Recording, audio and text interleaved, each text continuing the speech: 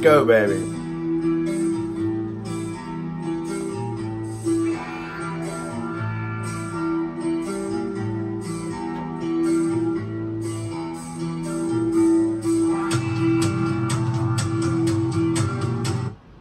What's going on, everybody? Welcome to another edition of ACC Lowdown.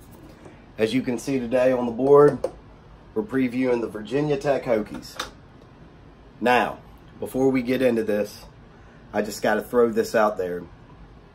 Those of you that know me, those of you that have been watching the channel, it's no secret that I'm a diehard Virginia Tech fan.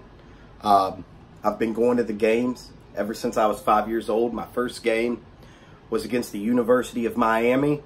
Tech was 0-2 in 1995, and they beat Miami 13-7. And I've been going to them ever since. I've been to 8 bowl games, been to a national championship, several away games, and almost every home season game from 1996 till 2008. I kind of lost track there for a little bit. Got back on the ball last year. Went to 5 out of 6 home games. Looking to go to a lot more.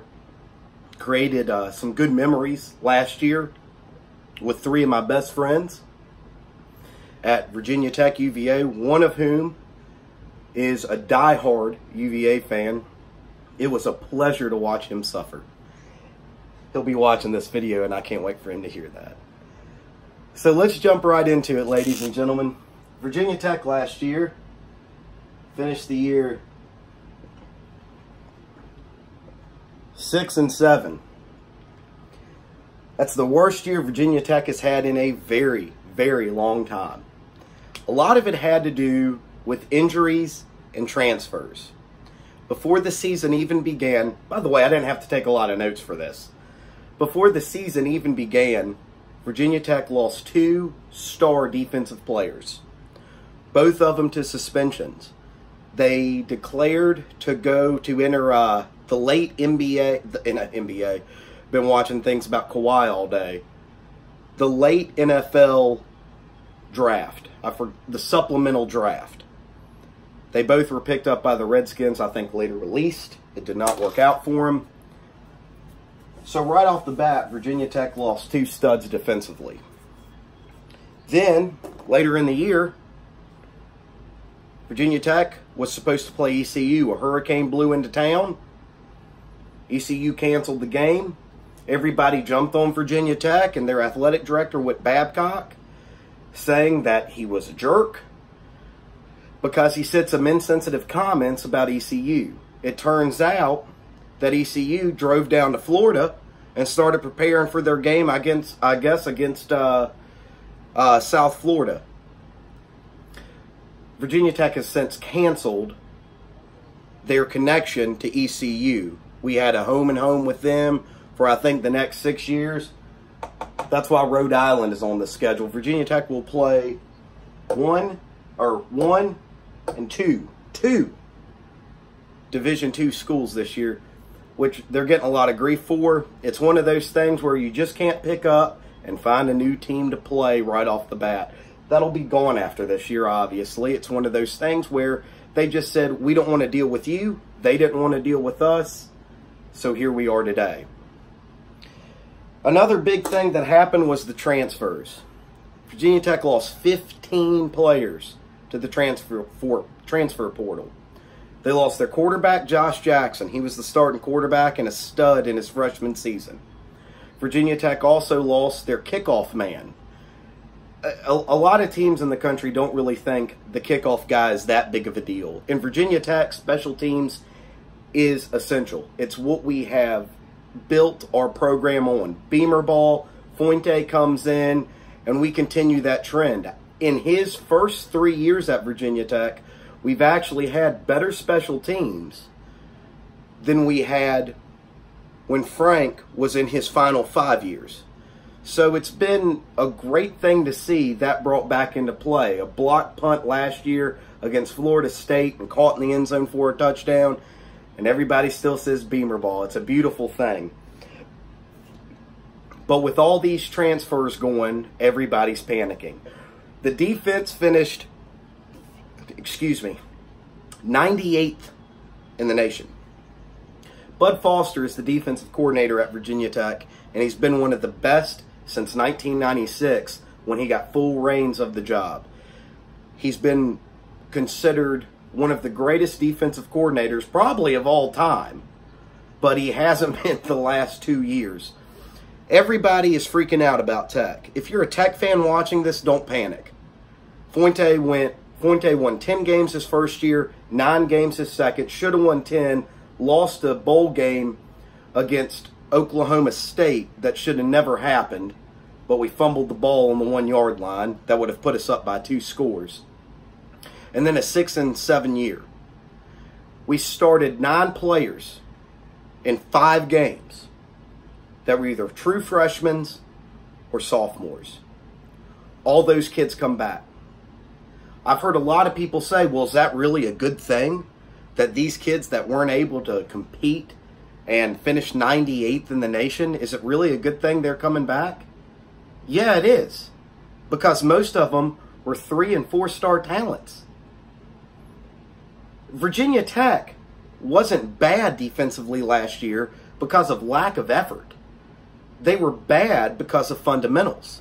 They couldn't tackle. They couldn't finish plays. They ran wrong assignments. All these things that equivalent to young talent. So this year, defensively, things should be a lot better.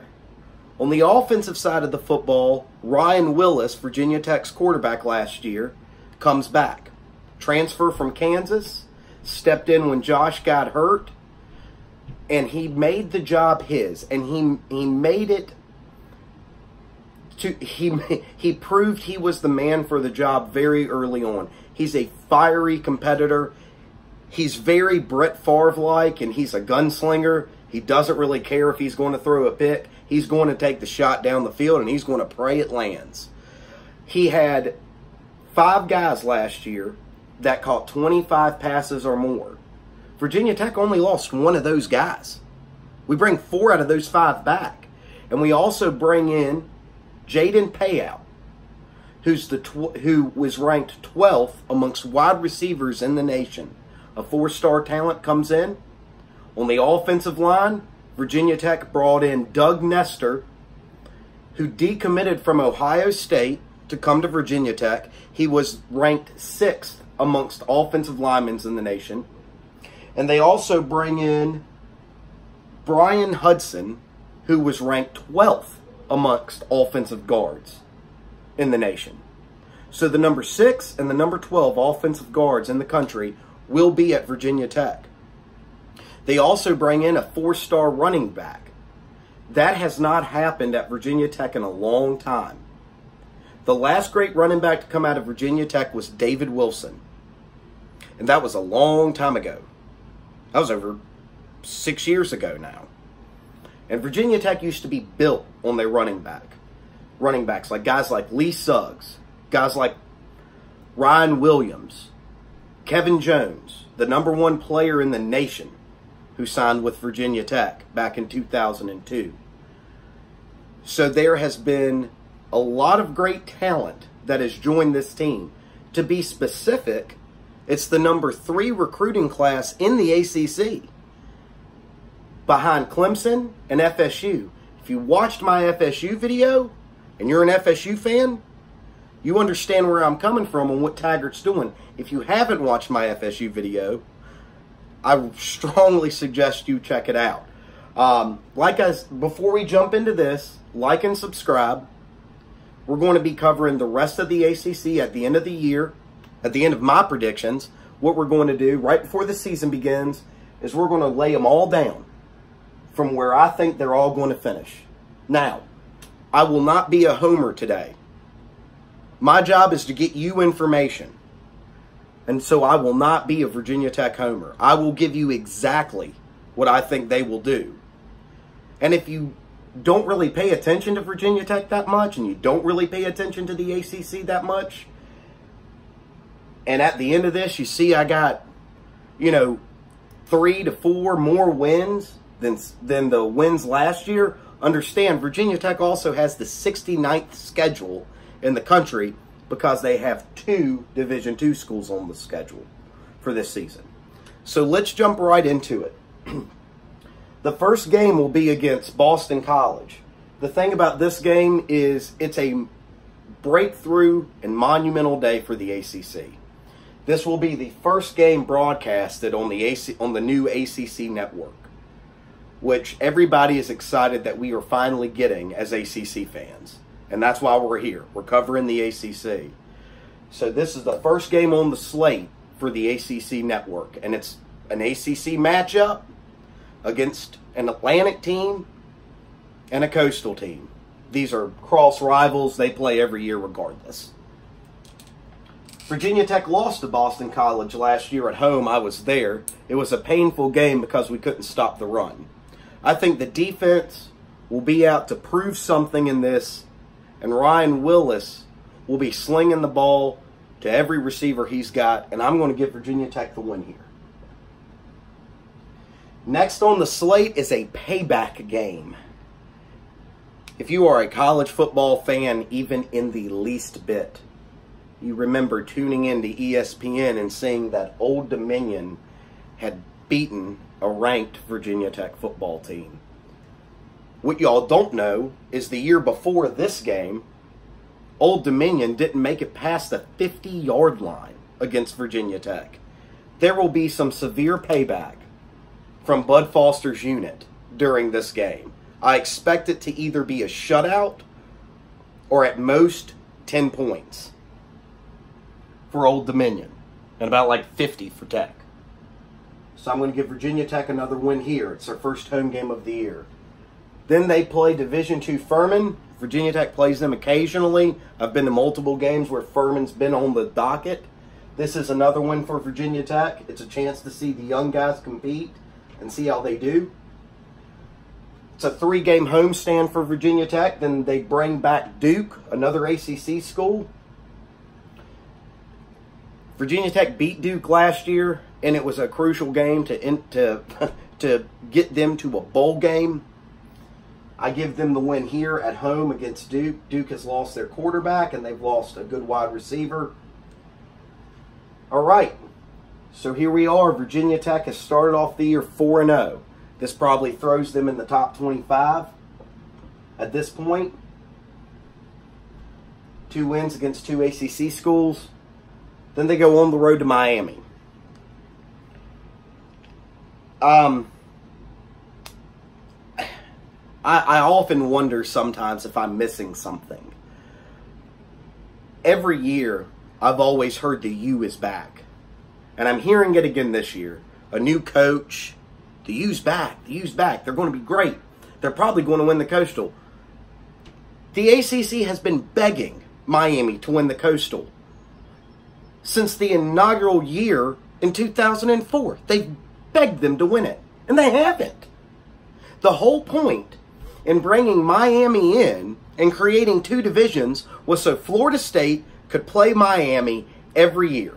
That was the whole point in making Miami do this. It's never happened, and it's not going to happen this year. I don't know why everyone thinks Miami is going to have this stellar season when they lost one of the greatest coaches in America and brought in Manny Diaz, who is the defensive coordinator. I don't get it. Virginia Tech wins this game. This is their redemption year from a lot of teams they shouldn't have lost to last year. This is the makeup game against ECU since we took them off the schedule for the foreseeable future against Division II Rhode Island. They're a solid D2 school. I think last year they went 8-4 or either 7-5. I don't know which, but I'm going to give Virginia Tech the win. Then they stay at home against UNC. Now, if you've watched any of my videos, please watch the UNC video. I think it doesn't have a lot of views because of the lighting, but it's a great video because I talk about their freshman quarterback coming in, and he's great. He's going to be phenomenal. But Mac Brown's first year at UNC, they're not going to win this game. So I've got Virginia Tech here. So starting off the year, I've got Virginia Tech 1, 2, 3, 4, 5, 6, 7-0.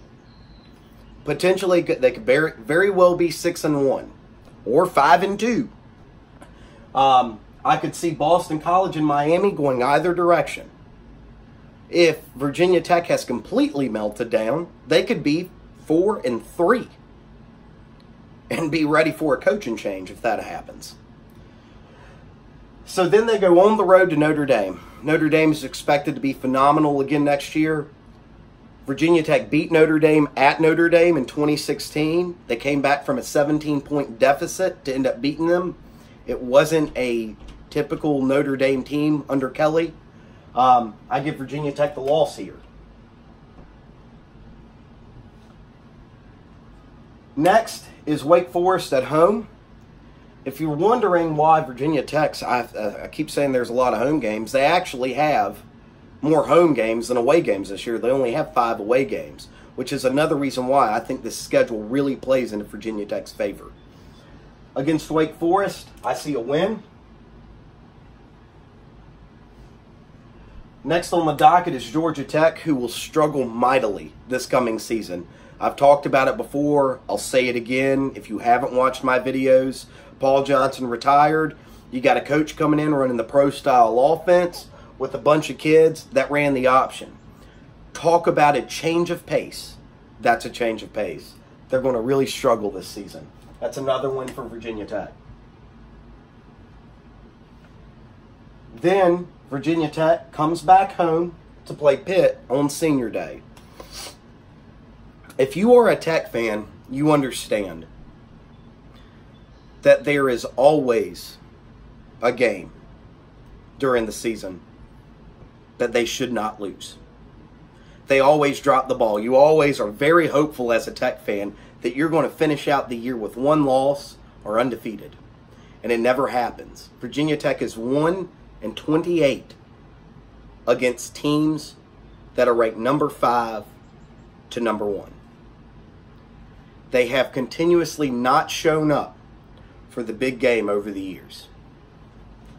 Virginia Tech loses to Pitt at home on Senior Day.